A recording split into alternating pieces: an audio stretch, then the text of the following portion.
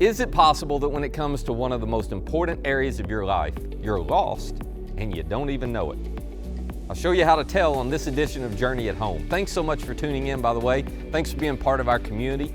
We want to help you live a better life, and we believe the best way to do that is just to make it simple for you to follow Jesus. So click on that subscription button if you haven't yet. Hit that bell for notifications because better begins here for all of us. So, when's the last time you got lost? Thanks to our phones, it doesn't happen on the road very often, does it? But it's really easy to get lost hiking. It's easy to get lost in convention centers and big hotels.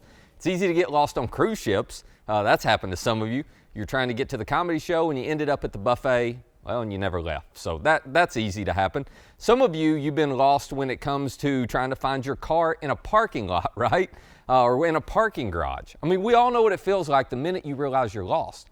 But the irony is, you're always lost way before you know you're lost. Matter of fact, most of the time you're confident you know how to get where you're going, when in reality you're already lost. It's kind of strange, isn't it? But self-assurance is no insurance against getting lost. This is really important. Self-assurance. In other words, I know where I am, I know where I want to be, I know how to get there. That is no insurance that you actually won't get lost. Matter of fact, everybody is lost and self-assured in the early stages of being lost.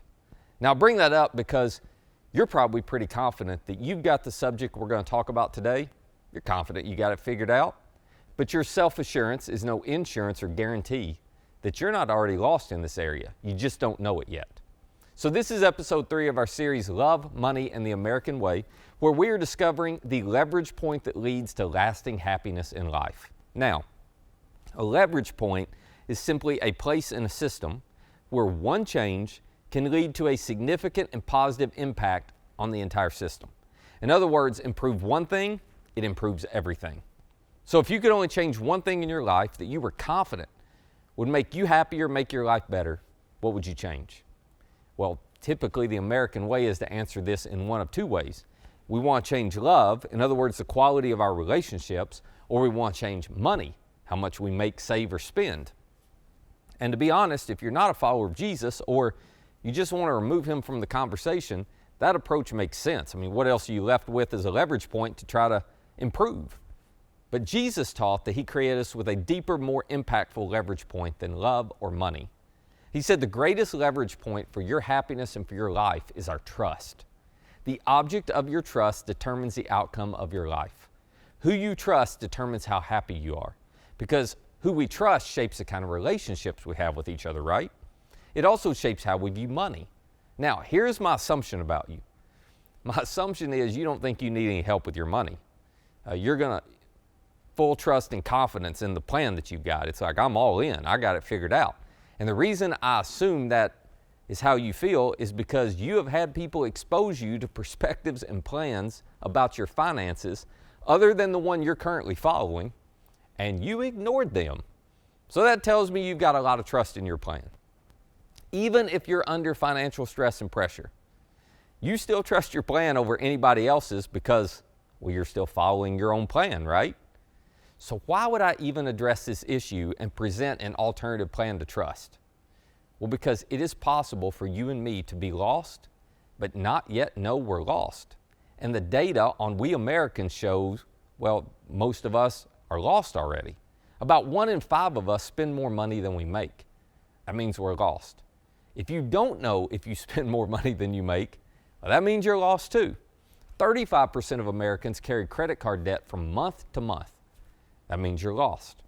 If you owe more on your car than it's worth, you're lost. If you are not saving appropriately, you're lost. If you're not generous, you're lost. If you're making financial decisions that you hope your spouse never discovers, or even worse, the IRS never uncovers, you are lost. If you have no method of tracking where your money goes, it means you're lost. And not to offend you, but I think you're lost because you're trusting the wrong God to show you where to go. See, what's weird is our personal finances should be the easiest area to not get lost. Unlike relationships where we don't have control over all the variables, there should be no mystery to our money. We know exactly how many dollars come in, and we control where we send them, where we want them to go. But in spite of that, the reality is many of us still feel financial pressure, and where there's pressure, there's conflict, and suddenly the money's impacting relationships. Or we have greed, and where there's greed, it impacts relationships. So how do you keep all of that from happening? Well, once again, I would suggest that you trade trusting your plan for money to trusting what Jesus has to say about it. Now, he's got a really unique take on how to keep from being lost financially. And it's not to give all your money away, by the way. You may not realize this, but Jesus talked about money more than the topics of heaven, hell, prayer, and faith combined. Why? Well, because he knew what money could do to our lives, to our happiness, if we get lost financially.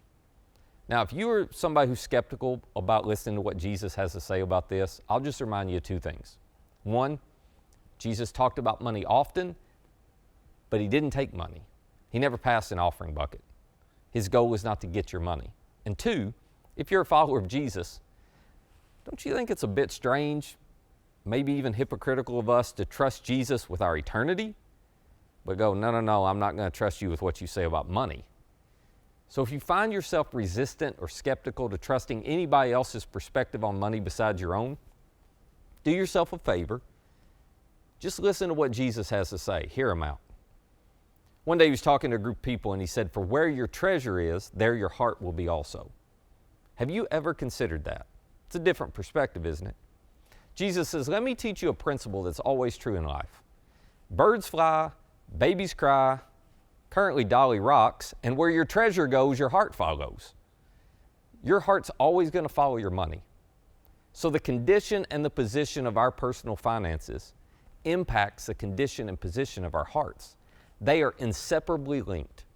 Now, if you are not a Jesus follower, or maybe just not a serious one, you can take this principle, you can use it any way you want.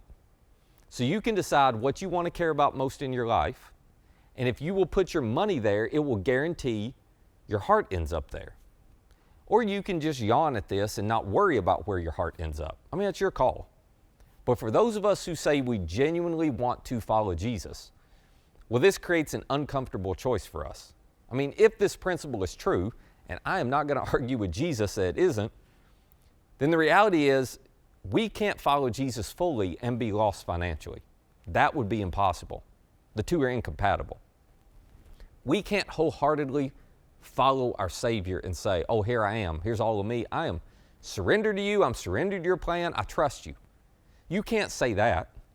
And then when it comes to your finances, just be doing your own thing and be lost because, well, your money is dragging your heart right behind it.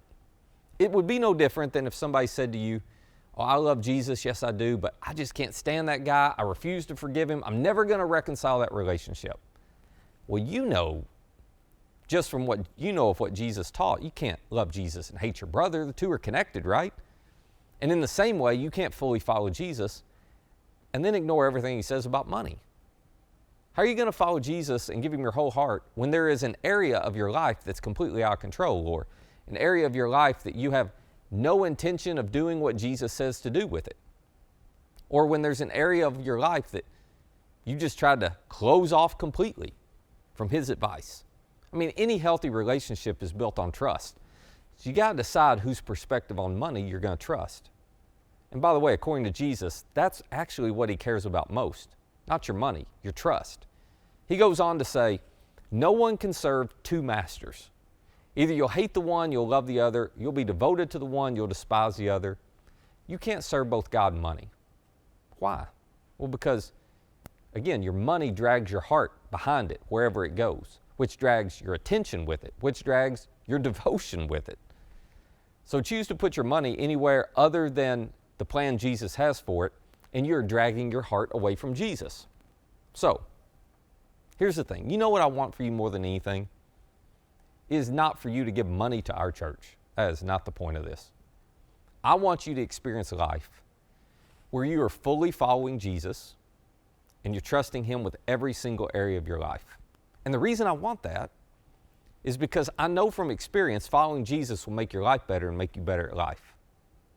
If you ever tasted what life would be like if you just lived it the way Jesus said to live it, you'd be so much happier. You'd never go back. And I also know your money is usually the last thing you surrender. you don't even usually see the way you're managing money is a problem. You don't see what it's doing to your heart. And so it becomes a barrier.